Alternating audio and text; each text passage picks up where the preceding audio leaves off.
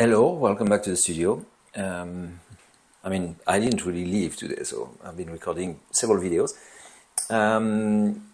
So we're going to work on another one of black and white Manet. This one is a bit different, a bit more simple. In some way, there's more structure. It's less abstract, I would say, mostly in the vase, where we see more the details of the flowers. I mean, the branch of the flowers. I'm sorry, I don't know the words of the thing that beneath the flower. I have to work on that. I have to do a little research to know what's that word. So let's start. Everything is set up. We have the palette, we have everything. Let's move to this one.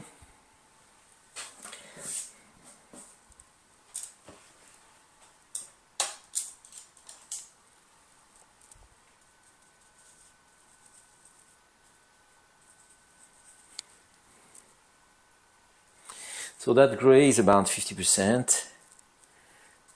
So 50%, pretty much in between the white and the black.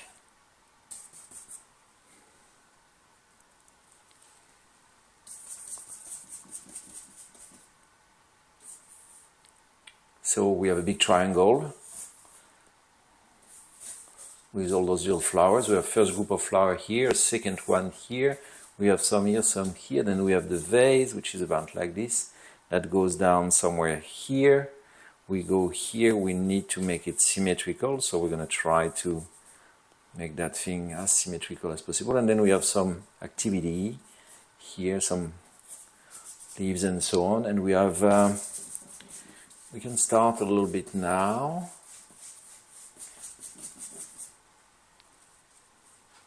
So I know some painters, they spend a lot of time drafting the drawing and so on, and then after they fix it, they put some fixative, and then they take a layer, a coat of brown, and they paint over. So, and then after they paint over the drawing, blah blah blah. I don't do that.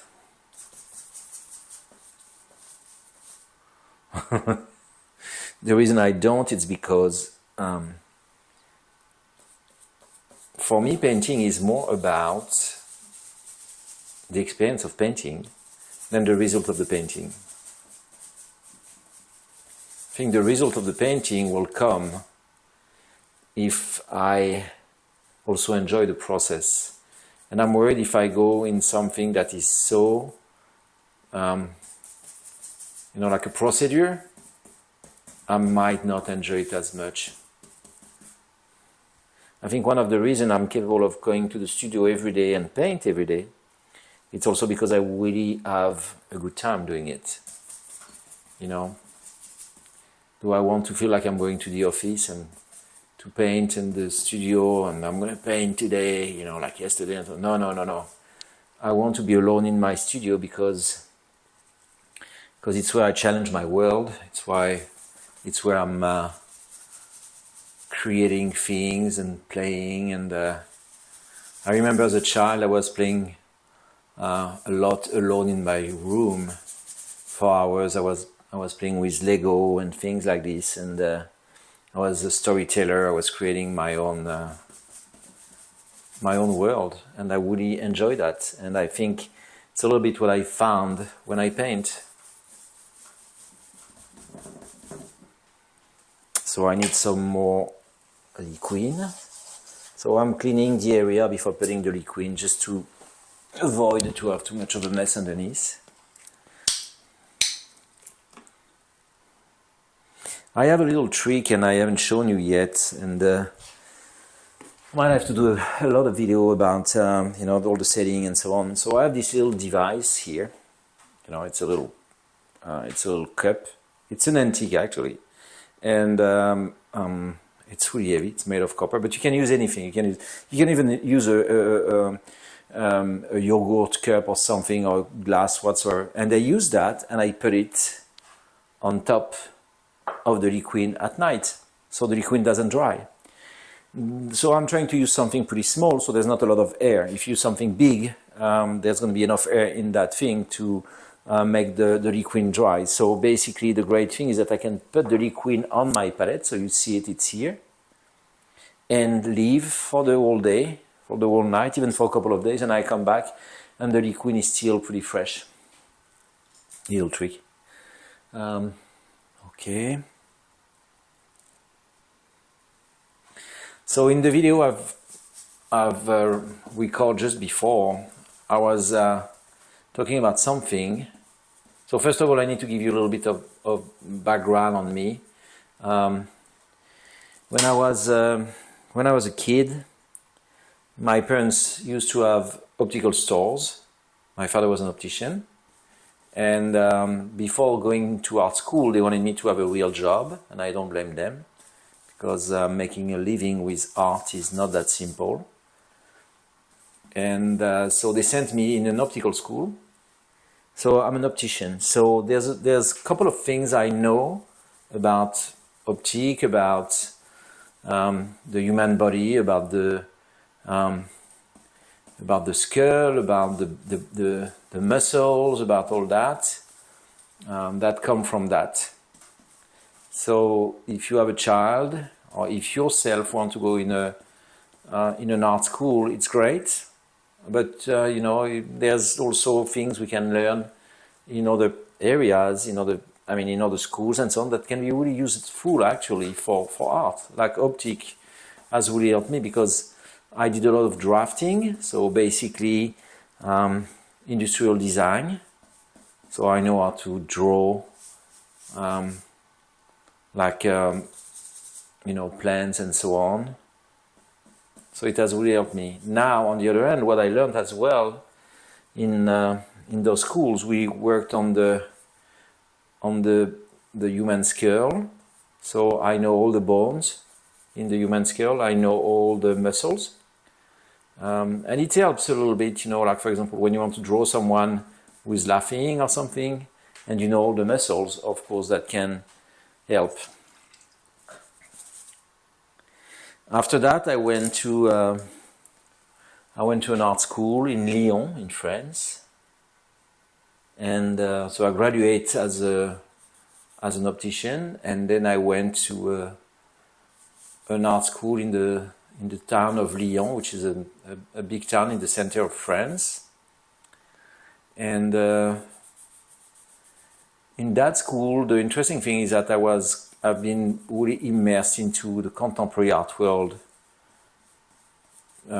thing. So we were not drawing that much, we are not painting that much. There was no painting lessons, but there was a lot of philosophy, human science, all those things that were pretty interesting.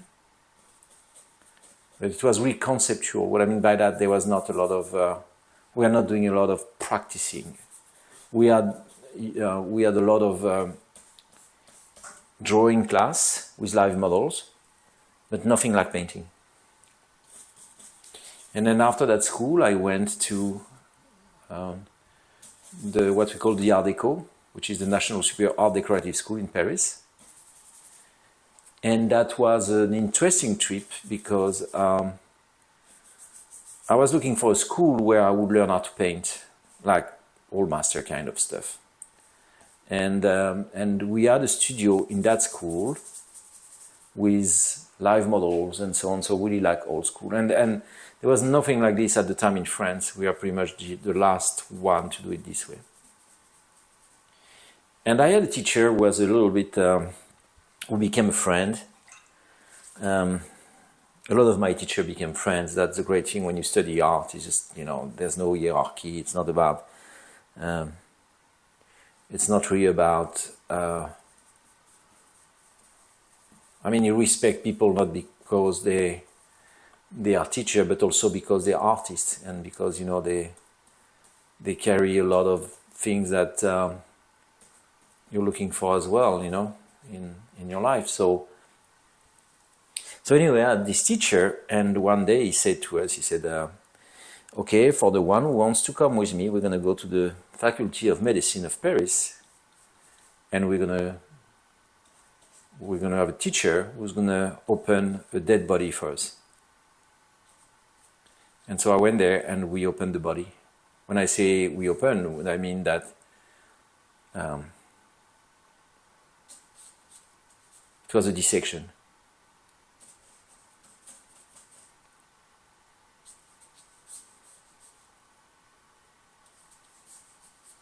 So I've always been interested in the animal kingdom, all that science part of life, also because of my training.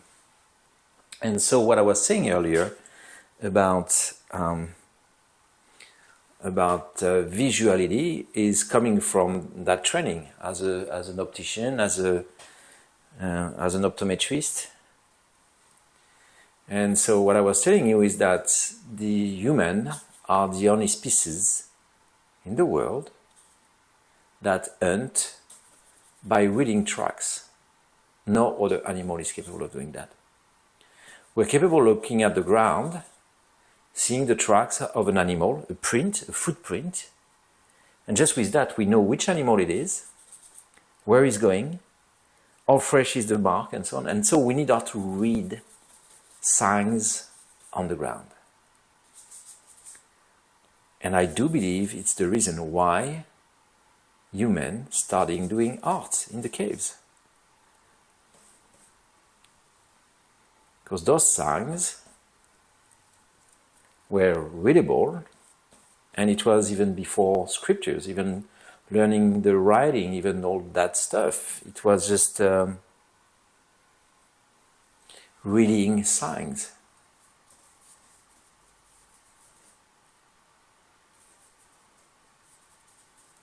And I know that, on social media you can see there's some monkeys, there's some elephants who paint and things like this.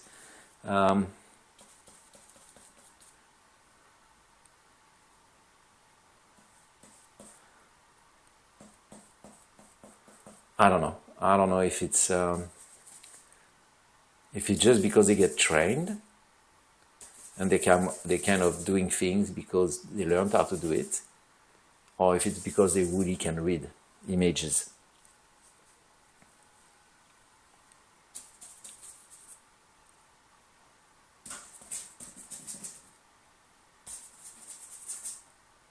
So basically what I'm doing when I'm painting is I'm writing a track. I'm making a sign on paper with some pigment and some oil so you can read it. You know where I'm going. So of course it's not like hunting, but it's pretty much the same concept.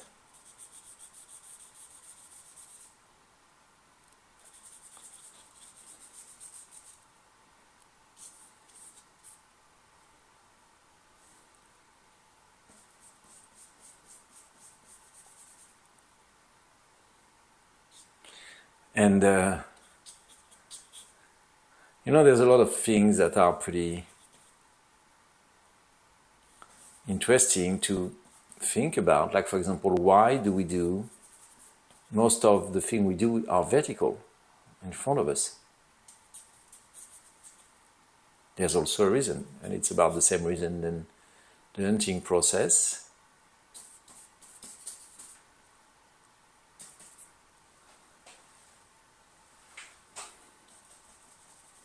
We do it because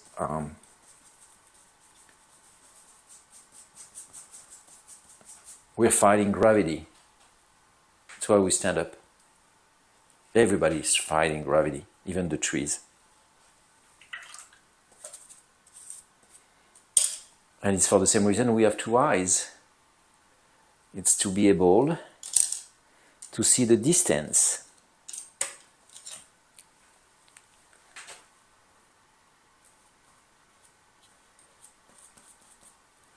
Maybe you've heard about something that is called stereoscopy, which is the power that humans have and other animals to see the distance, to see the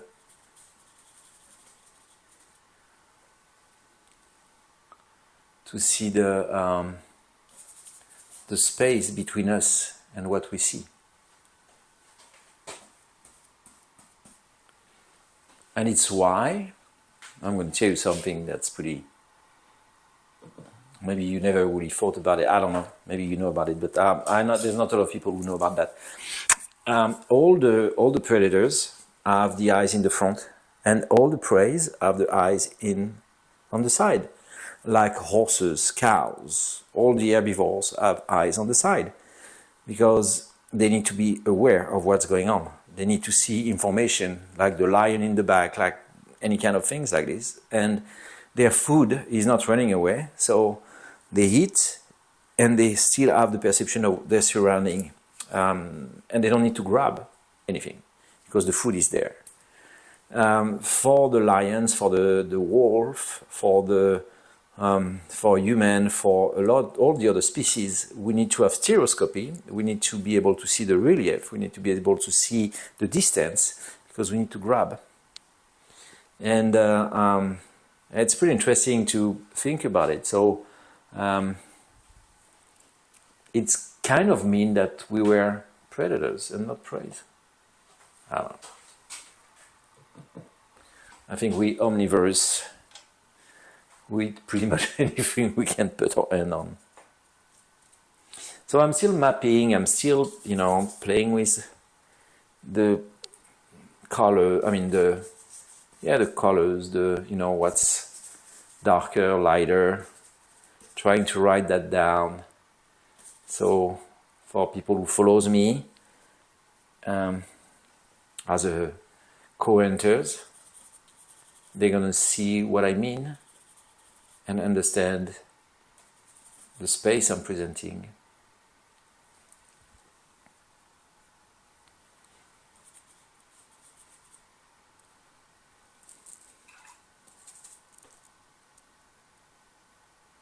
So once again, I'm always trying to put some liquid with my white because the white dries pretty slowly. You might find a brand or a different quality. If you're using the same painting than me, then you're going to end up with the same thing. But if you're using another brand, maybe your white is going to be able to dry faster. The reason why I work on paper like this is because, as I said already, the whole thing dries pretty fast, pretty well.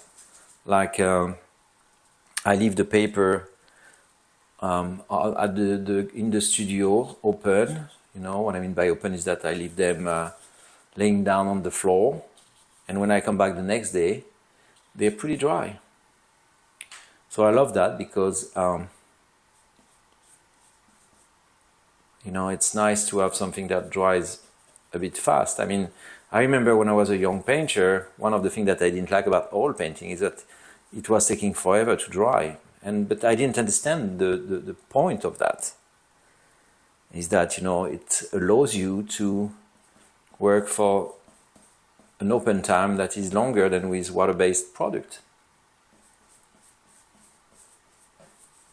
And for portraits, for example, to me it's essential to have that possibility. And I like to work sometimes with acrylic, but most of the time I work with oil for that reason. So you see, my vase is too circular. It's more of a like something like this. So I'm just going to change it.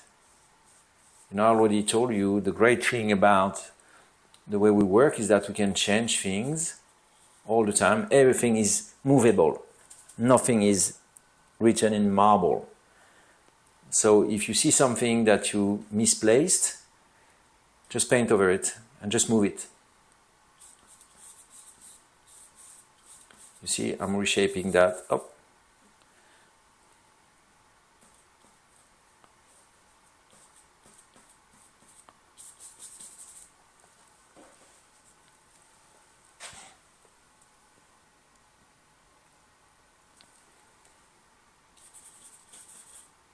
If you get tired, if you feel like your brain is ready to explode, or you just get visually tired, you can just stop and rest, do something else. You can read, you can, I used to, when I was in my studio in France, I used to play the guitar. I don't play anymore. I'm tired of torturing that poor instrument. because I didn't put enough time in it to really make sure that other people enjoy when I play. And it's okay.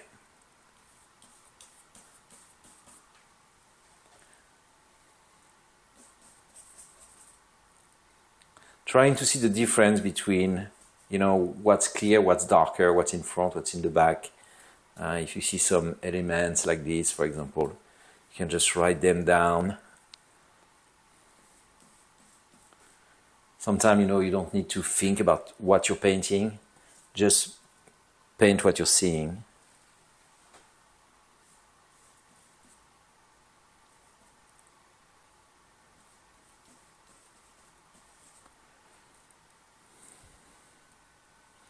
And I already talked about it in one of my other videos, but you know, I think it's important to motivate yourself. Like when you see something, don't hesitate to say, oh my gosh, it's beautiful. Oh my gosh, it just, you know. So it's almost like at the beginning you might do it almost like you know, like something, I won't say fake, but something where you try to find the motivation. You know, it's like when you go to work at the gym and or you're doing something and then you motivate yourself, or you have your buddies motivating you, hey, go, I'm doing things like this. And sometimes it's important to do that, you know, because sometimes we can lose the energy, the envy,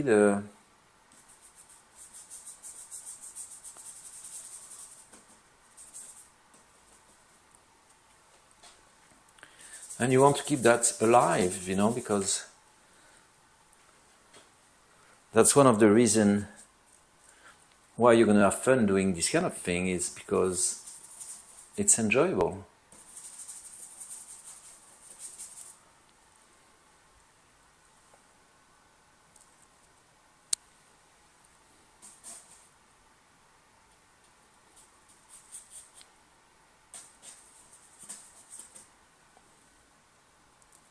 So the great thing on that gray paper is that I don't have to paint everything. I mean, I can leave some areas unpainted.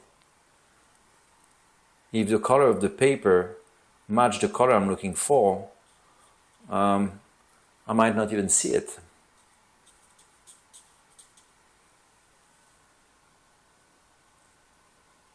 It's one of the reasons when we'll start, I mean, I don't know if I will do it. I don't know yet, because, you know, I'm just starting those videos, so it's not like I know already everything I'm going to do. But if we decide to paint on a canvas, it's one of the reasons that it's nice to have a canvas that is prepared with something else than pure titanium white, but something more like an off-white or something, so you can leave some of the areas not covered.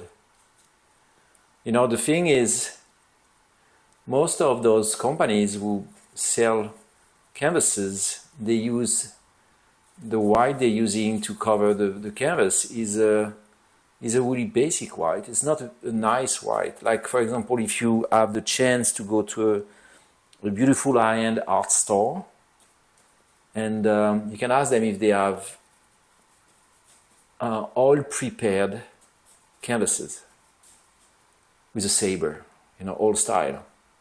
So they use a long saber and they just, you know, put the white on top of the canvas. The canvas is linen, it's not cotton. I work mostly on cotton fabric because unless I'm stretching my own canvases, and then I can use linen, but the problem is that they want to make us believe that being a painter needs to cost a lot of money in material. So, you know, they sell really expensive brushes, they're really expensive, everything's expensive. It's not necessary. We can paint with not that expensive stuff. Of course, the brands won't be happy, because they won't make as much money.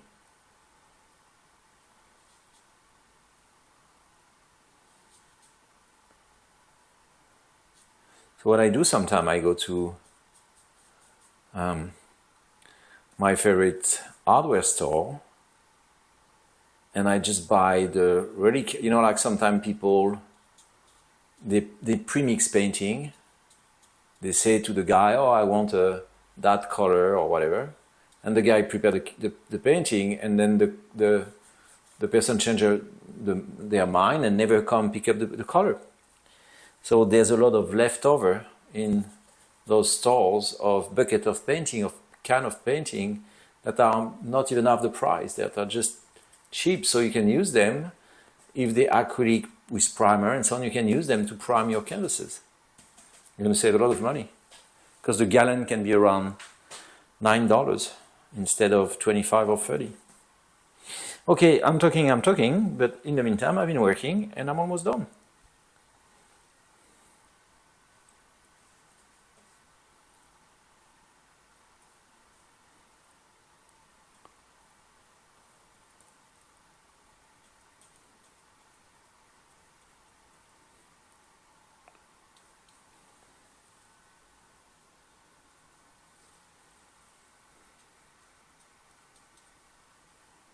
So you see on paper, in order to sometimes to get the right white, because if I overmix it, it's going to turn into something muddy.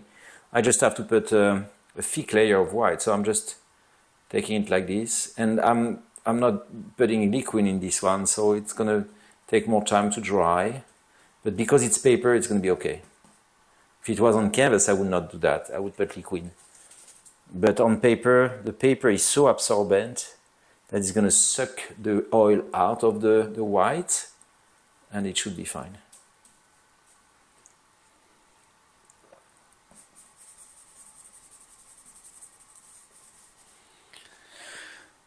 Okay.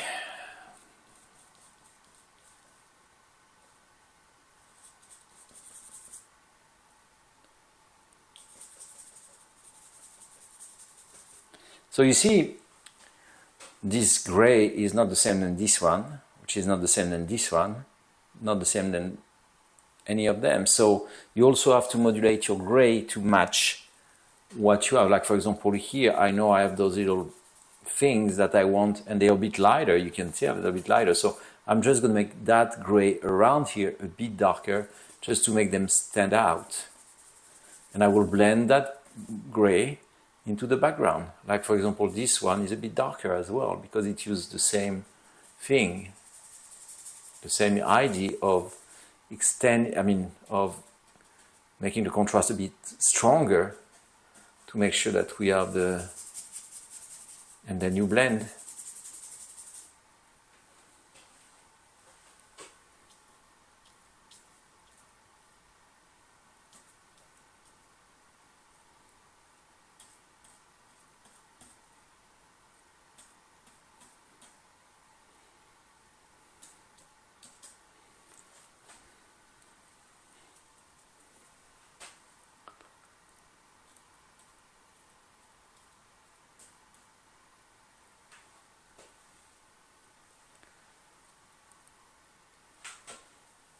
We're almost good. I just have that little line here. That's the water. That's the level of water in the vase. So you see, in order to, and I'm not going to make it as a trick, but all those lines here are kind of dancing together to create that horizontal line. Now I made this one a bit too harsh, so you don't want to have something, because you see there's some sort of a dance in between those tint to create that line without that line to be too visible. I don't know if it's clear, but it's more a suggestion than something with, you know.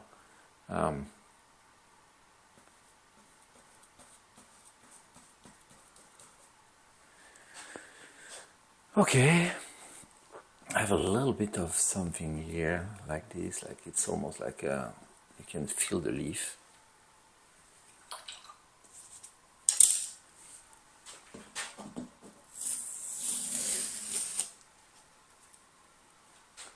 Let's do the unveiling. Up.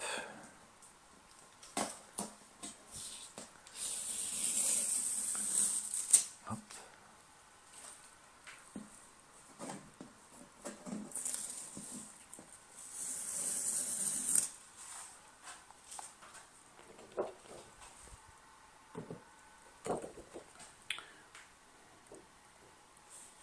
I'm sorry, it's the reflection made it pretty difficult to see.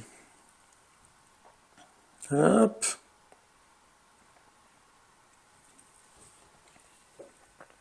And the camera doesn't show it as it is completely. Anyway, see you next time. Bye bye.